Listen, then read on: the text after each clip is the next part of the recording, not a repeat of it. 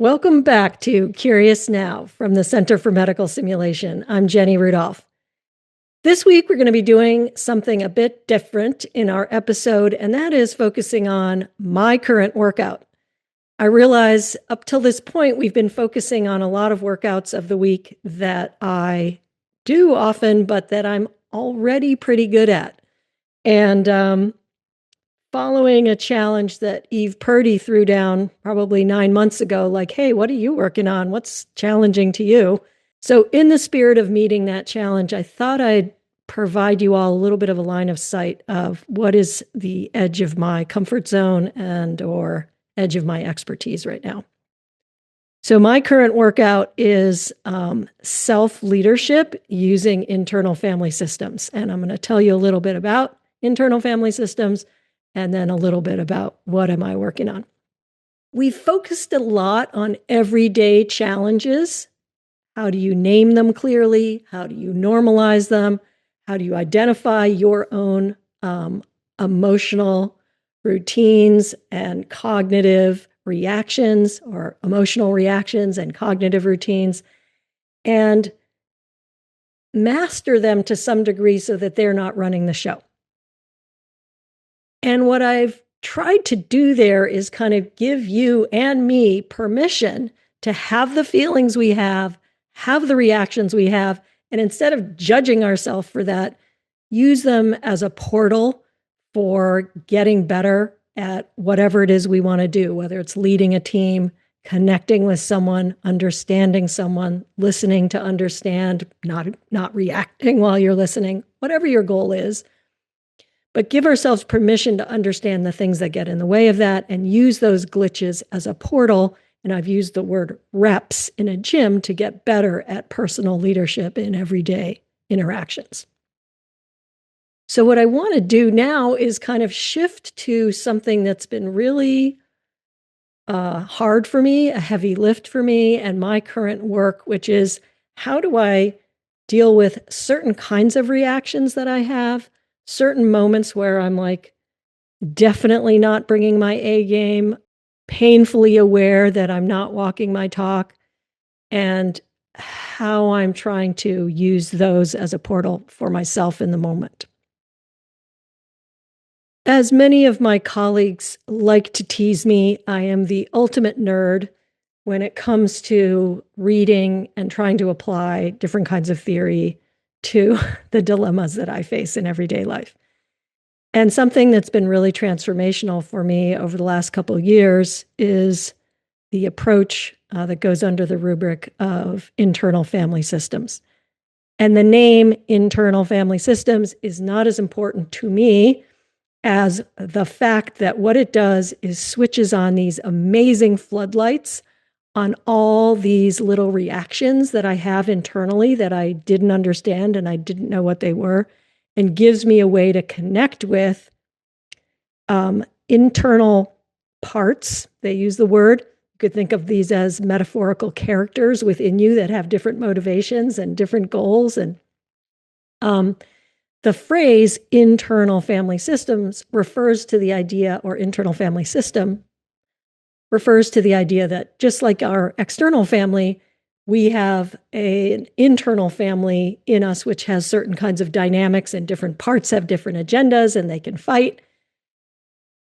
In internal family system, there is a part that they call the self, which is your better version of yourself. That's how I think about it. Like the part of you that is grounded, is centered, has compassion, has creativity, has clarity, has confidence, doesn't overreact, is able to be present in the moment, even when it's hard.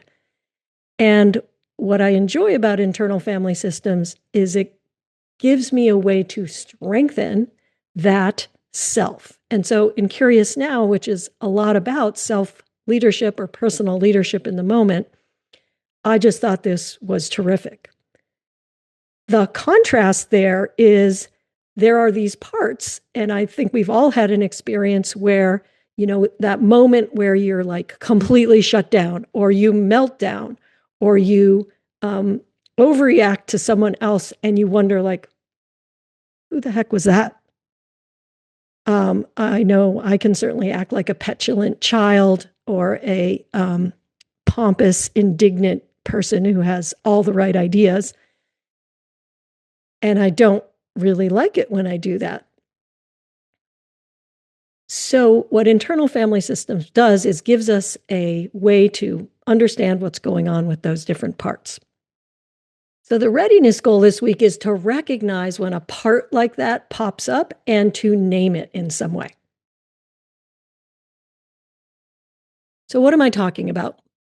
Let me introduce you to the sentry. So, one of the parts that I've noticed that can make me behave quite badly, I call the sentry. So picture like a skinny but strong version of me, age 6, um, sword, shield. I have a medieval helmet with flanges, covers my ears, cover my nose. You can see all my little steely eyes peering out at you. And this part guards the parapets of my world and keeps people away when they're infringing on me in some way, in her opinion. I've noticed that the sentry shows up from time to time at work. And God bless my colleagues who have to work with me when I'm under time pressure or feeling pressed in some way, because what I've noticed, for example, working with my colleagues on the leadership team at the Center for Medical Simulation, is that the sentry can pop up, and my boss and our executive director, Roxanne Gardner, generously calls my behavior at those times prickly. What I've figured out is going on at those points, though, is that the sentry is acting as a protector. And that is one of the kind of parts that internal family systems identifies. And what she tends to be protecting is her perception of my autonomy and am I being respected? So, for example, if somebody's proposing a project that I think infringes on how I think things should be done or is trying to take away degrees of freedom from me, I can really get my back up. And the form that takes, I've now noticed there's sort of a whole physiology that goes with it, like filtering, no. Basic assumption, assuming the best about others, no. Curiosity, no. The sentry's popped up with her shield and her sword, and she has a point of view that everybody should back the bleep off so that Jenny can do what she wants. I'm not proud of it, but it's been incredibly helpful to notice. So, what is IFS really? It's a way of our identifying those parts that jump up at different times and kind of seem to take over the conversation or take over the situation. If you have a repeating fight with a colleague or a repeating type of argument with a colleague or a repeating type of argument with your significant other, it's usually part to part fighting. It's like some part of you is fighting with some part of them. And another very important part in the IFS world, the self, has gone to the background or is not taking a leadership role in that moment. Part of the purpose of internal family systems, and I'm very new to all of this, so I'm speaking as a neophyte, is for us to be able to tune into and understand what are the issues that those parts are bringing up. And can the self be wisely informed by what the part is bringing up? And can the self also take a role in helping the part feel better or heal in some way? So let me be really concrete. When that sentry jumps up to protect my autonomy, or when that sentry jumps up to ensure that I'm being respected, I'm not saying she's doing it in a good way. She's not. But if I, after the fact, can chill down and metaphorically listen to her or metaphorically talk to her about what does she want me to know, what I'll learn is she'll say, hey, you're not setting a good boundary on what it is that you really want to do or what will allow you to bring your best, most creative self to that project. And she usually has a good agenda, which is you're letting somebody else decide what is the best way for you to participate in a project or write a paper or develop a new course or whatever the things are that I do in my work. And when I listen to her, then what happens is the self, which I like to think of as the A game Jenny, gets a better idea of what I need and can do in a non-reactive, compassionate, good judgment way, which is to talk with someone and negotiate with someone about, hey, what is it I am going to do in that project? What do you want me to do? And now we're in a space where we can negotiate as adults rather than having some 6-year-old part or 3-year-old part run the show. So I think of working with the Sentry or any IFS part as really very similar to some of the other mindfulness practices that we've talked about in Curious Now. I opened the podcast with the example of judging because a lot of my approach is based on the idea of coming to each other from a stance of good judgment, which means I hold a high standard for myself or for our interaction, and I want to help us get there. But I also hold you and me in high regard. That is, I'm assuming the best of us. And just as I might notice myself judging, and I do a mental note, judging, I think what I'm trying to do with these internal family systems parts is label them. Hey, that's the Sentry, or that's part A, that's part B, that's part B, C, these other parts, to give myself a little distance between myself and the parts so that I can actually offer them a little compassion as the self, as the A-game Jenny, and help them not have to carry the heavy burden of trying to protect my autonomy as a 6-year-old who doesn't have as many resources as I do as an adult.